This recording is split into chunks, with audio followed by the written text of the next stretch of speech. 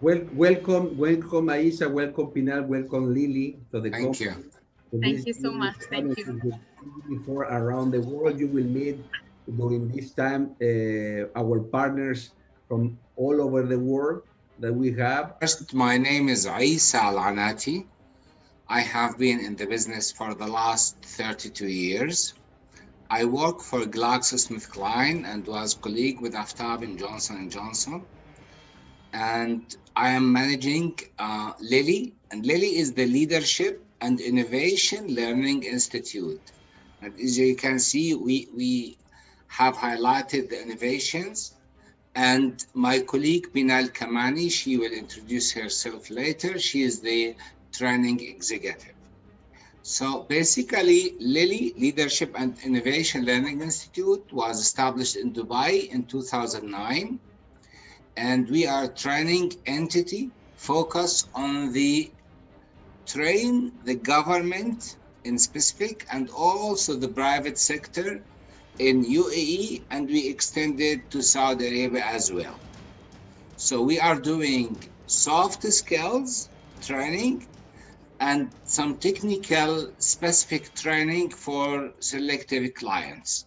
So we are in the utility sector as well as the banking sector, but we are as a training company under the umbrella of something called KHDA, the Knowledge and the Human Development Authority, which at the same time responsible for the schools. So we are reporting to the same entity. Talking through the years, we have been expanding the quality of the business, the quality of the delivering, building a very established network with the trainers, producing the curriculums. So, thank God we are in a big progress. During the last year, moving to the virtual learning gave us a lot of opportunities, being very close to the science and technology. So we would like to establish more and more, and we'll be happy and to be part of the AGB4 partners, because we would like to extend your solid experience and knowledge to students, to parents, to classes in Saudi, UAE, Kuwait, and other countries as well. Okay, but you are based in Dubai, right? Yes, we are based in Dubai in the United Arab Emirates. That's right. Okay. And what about what is your goal with the teachers in your countries? Because now with this pandemic situation, most of the teachers around the world has a very hard time because they was thinking that the technology probably is to have internet or Wi-Fi or projectors at the classroom or iPads or tablets in their classroom, but in order to prepare the classes with technology, they have a very hard time and they don't have enough training. And now I am talking about this America in Canada, United States, Mexico, Central America, and South America. That is most of the countries that we have since 26 years ago. The teacher has had a hard time in order to be ready for this kind of situations. How is the reality in your countries about this topic? But as you may know, in Dubai, they are very much looking for the future. And this is the reason we are very much focused on the innovation. So for me, the teachers are, if you like, our fathers. They are the people who really give us all knowledge. And I feel now teachers some sort of victims because they are in the middle between the organizations and the family and the parents. So I think the main thing we would like to help the teachers who are really needed to help the students as well. So injecting more knowledge, new ways for them to deliver the information, because as you imagine, they are not all subject matter experts. So we are giving them the tools to help them and, if you like, gain their authority. Second, we would like to build a relationship with the government entities which will inject that knowledge to the schools. And also, what about also the in here in this part of the countries of the world, they have been working with the STEM, with the science, technology, engineering, and mathematics standards. And the Yeah, idea is to provide to the teachers, to the students, the the the connections between these areas with all the other areas like art, biology, chemistry. Everything has to be now STEM related because we are using technology and science and mathematics everywhere.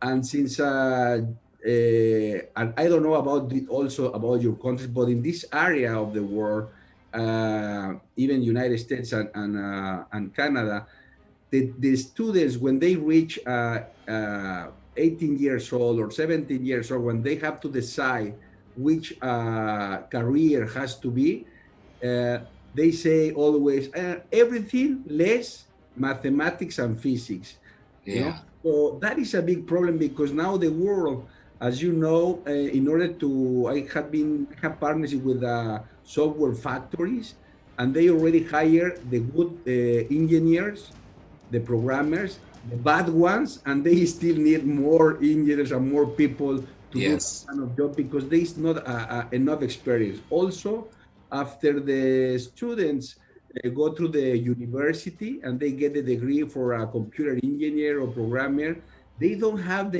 enough knowledge and they don't have the enough experience to start doing that kind of job.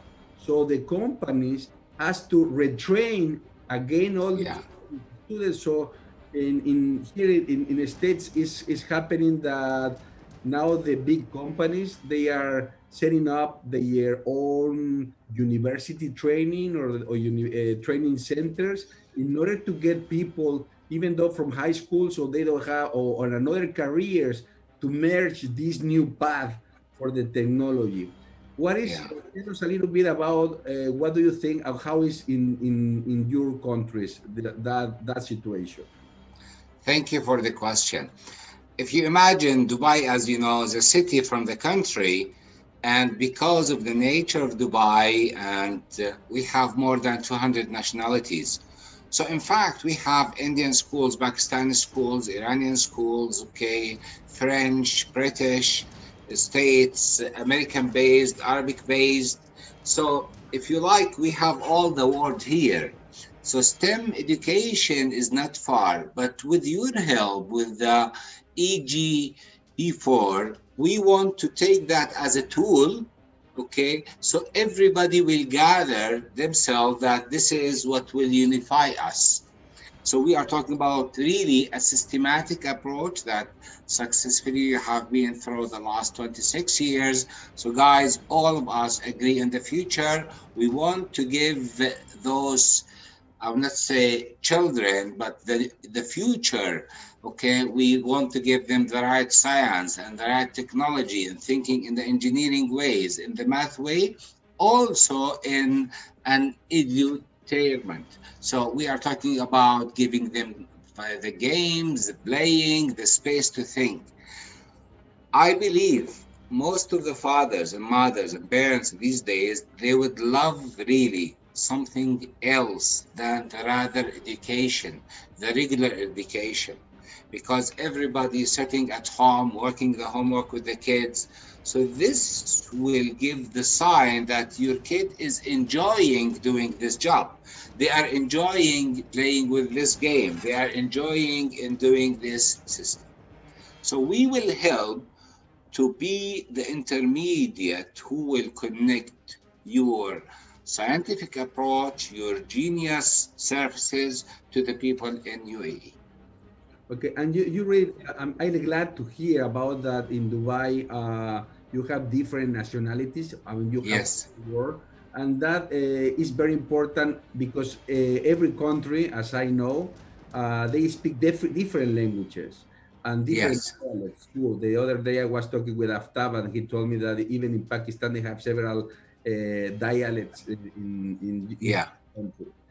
What do you think is the importance or the relevance about that the kids or the children, the students, the future, as you call it, they speak English. They do everything in English with this kind of courses.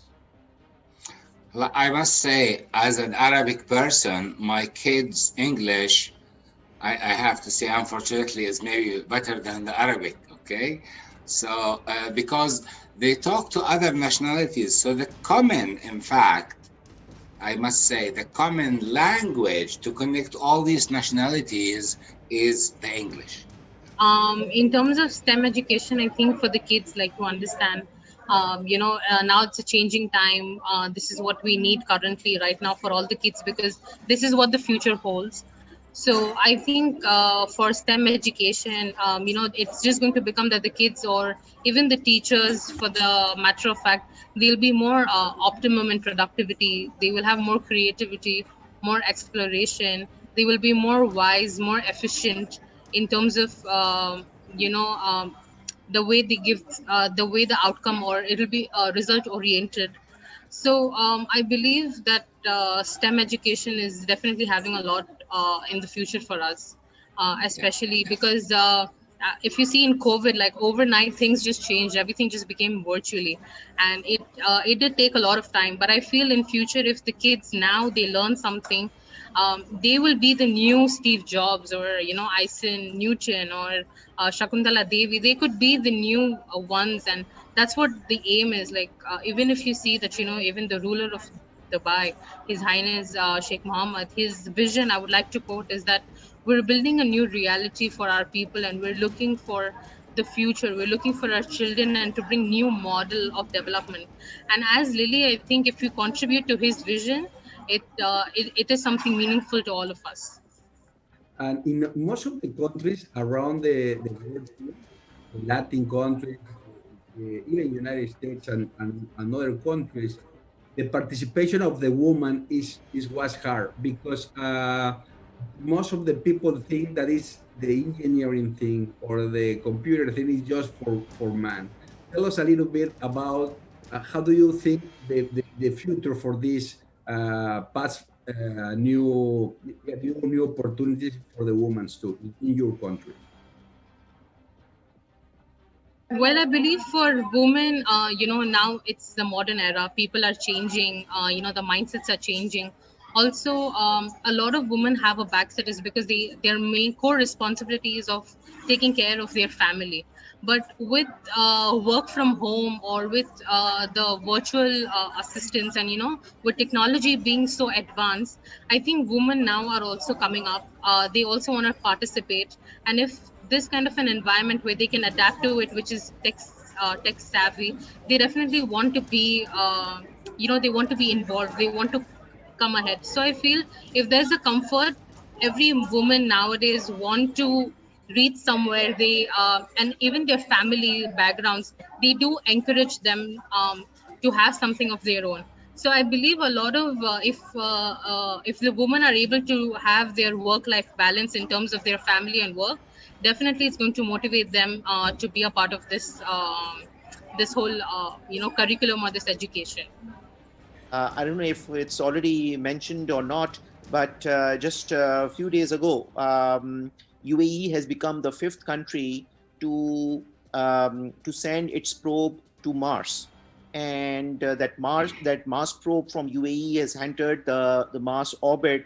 I think just like 2 days ago, perhaps. So it shows the ambitions and the technological capability that UAE has, and the vision UAE has, just like Pinal was saying, for its citizens and for research in the area of science and technology.